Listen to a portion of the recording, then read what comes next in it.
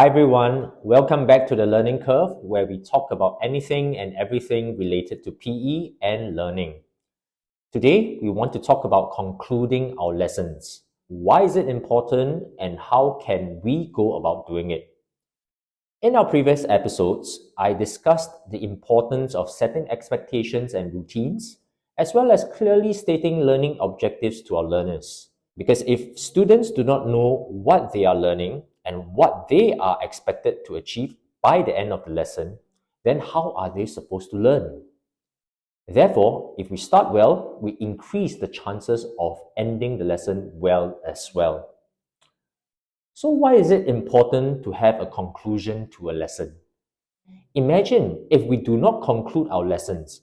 We let our students just continue with their practice, game, or learning engagement activities until the bell rings to signal the next class.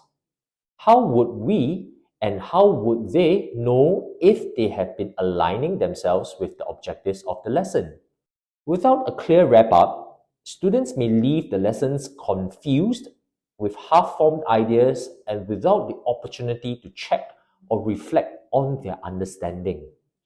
So if this happens, they are less likely to retain what they have learned, which actually makes it harder for them to activate meaningful prior knowledge in the next lesson, thus creating a vicious cycle. Therefore, we should conclude our lessons well so that we do not inadvertently create the vicious cycle that I've just mentioned. This consolidation of learning is essential because different learners interpret and construct knowledge differently. We want to help our learners consolidate their understanding so that they can align their meaning making during lessons with our lesson and character development objectives. So the big question is, how do we do it? For PE, students can go through a checklist of success criteria linked to the lesson objectives to get a sense of where they are in their learning and reflect on how they can improve the next time.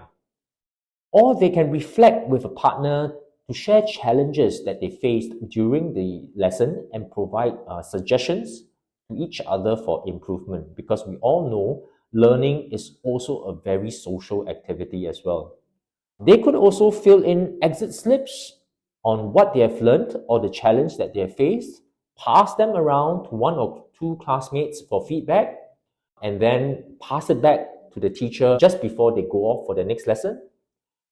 We could also get our students to use hand signals like thumbs up, thumbs side, or thumbs down, or rate their progress by writing the index number on the whiteboard under different levels of progression, or even do a mini quiz of 3 to 4 questions that links back to the lesson's success criteria and objectives.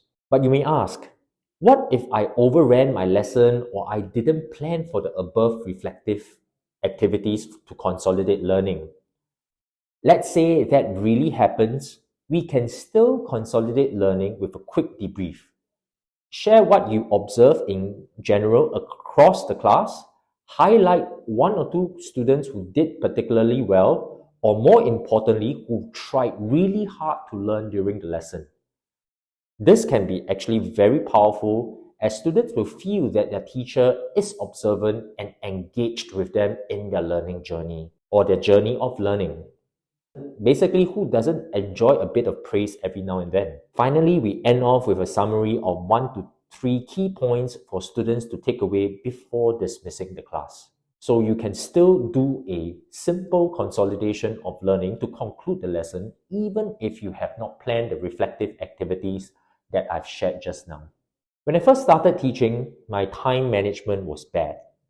Many times I spoke too much at the start, which reduced activity time, or I gave students too many activities and the lesson ended with them still engaged in their game or practice.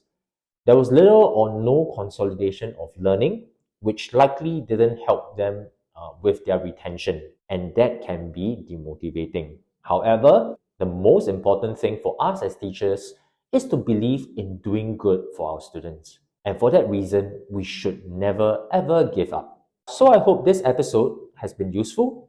And as always, may the joy of teaching be with you. Do remember to like, share, and subscribe, and I'll see you in the next one.